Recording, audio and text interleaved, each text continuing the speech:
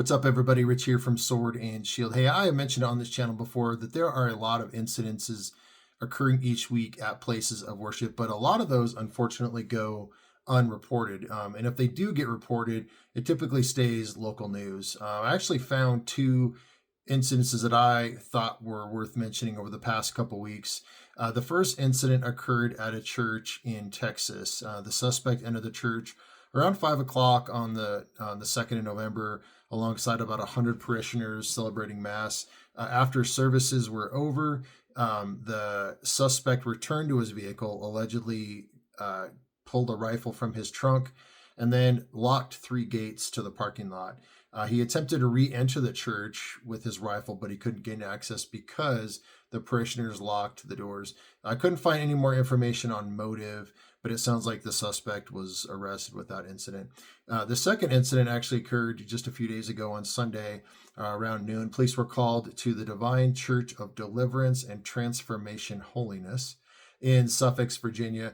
When police arrived, they found that a man who was known to the church had entered the building during service hours, was searching for someone on staff.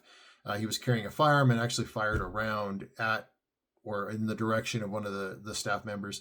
No one was injured. The man was actually detained by the congregation. So kudos to those folks until police arrived, and he was immediately arrested. So unfortunately, these cases, no one was hurt. But man, anytime a firearm is involved, it could have gone really bad. I think the lesson I've taken out of both of these issues is we have to remain vigilant on Sundays, Saturdays, whatever days the churches are meeting. And when I say we, I mean both the security team and you as a church goer. Thankfully, someone was paying attention and they were willing to take action. I think a lot of times what we see is people notice, but generally they don't take action, or they feel like the best thing they can do is get out their cell phone and record, which I just absolutely despise. I get it. People don't want to jump in, but recording it is definitely not the preferred way to help. I think, unfortunately, history has proved to us, and even when your church is ready, it is always not, or it might not be enough, unfortunately. If you are on a security team or you run a security team, I think the question that we have to ask is my team vigilant enough each week to protect the sheep? Would they have noticed someone in the parking lot grabbing a rifle from their trunk or trying to lock the gates to the parking lot?